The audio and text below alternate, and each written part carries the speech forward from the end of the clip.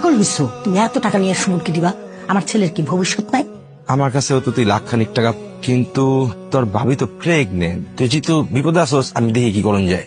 আমার ছোট ভাই ইটালি যাবে, 5 লাখ টাকা লাগবে। তুমি দিতে চাইছে, কোত্থেকে দিবা আমি জানি না তো। সুমন ভাই কবে আসছেন? 17 তারিখে ভাই। কেমন আছেন ভাই? আছি ভালোই।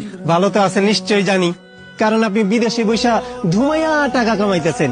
তা কামাই রোজগার কি ভাইদের জন্য খরচ করবেন, নিজের জন্য খরচ করবেন না? ভাইদের জন্য আর কি করতে পারলাম ভাই। আপনি না করলেও কিন্তু আমি বুঝি, আপনি বড় ভাইয়ের জন্য ছোট ভাইয়ের জন্য উত্তর পাড়ায় জায়গা কেনার টাকা দিছেন, নিজের জন্য 1% জায়গা কেনার টাকা পাঠান নাই। রাজন ভাইয়ের 10%, বাবলু ভাইয়ের 10%। এই জমি যদি এখন বিক্রি করতে চায় তাহলে ডবল দাম পাইবো। আচ্ছা তুই কি শুরু করছিস কত সুমন? কিসের হিসাব চাস তুই? এখন হিসাব চাস? এখন তুই যে টাকা পাঠাইছস বিদেশ থেকে সে টাকার হিসাব তোর এখনো দিই নাই।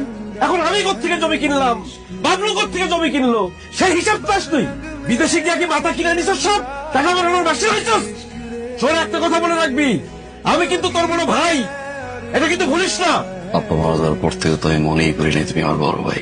আমি তো তোমার বাপের মতো দেখতাম। বাপের কাছে কেউ কোনো সময় হিসাব চায় ভাইয়া? তোরা একটু থামবি? চুপটা তো বছর ছিলাম মা, একটা কথা বলি, একটা কষ্টের কথা বলতে পারবো না মা? কত কষ্টের কথা বলতে হবে তোর? কোন কোন কষ্টের কথা তোর বলতে হবে? তুই একটু বল আমাদের। বাড়ি করছি, ব্যবসা করছি, 12 লাখ টাকার হিসাব তোরে দিছি, সেটা তোর একটা কষ্টের কথা। মার চোখের অপারেশন করলাম, 3 লাখ টাকা দিছি, সেটা নিয়ে তোর সন্দেহ, এইটার তোর কষ্ট। এখন আমি কিভাবে জমি কিনলাম, বাবলু কিভাবে জমি কিনলো, এইটাও তোর কষ্ট। এই হিসাবও তোর দেওয়া লাগবে। এরপরে আমার ছেলের জন্য কি কিনে দিলাম, আমার বউয়ের জন্য কি কিনে দিলাম, সেইগুলো তোর হিসাব দেওয়া লাগবে। সেইগুলো তোর কষ্ট না? এত কষ্ট কেন তোর? এটা তোমার দোকান না ভাইয়া, এটা আমার পরিবার। এই জায়গায় কেউ হিসাব চায় না। তুমি জমি কিনছো, বাবলু জমি কিনছে, একটা বার তো জানাইতে পারতাম, আমি খুশি হইতাম। জানাইলে আমি তো নিজের বুঝাইতে পারতাম আমার 2 ভাই জমি কিনছে। জানাও নাই কেন? জানাইতে পারতা, এইটাই তোমার অপরাধ। ভাবি, বাইরে কথা বলতেছি, চুপ থাকো ভাবি।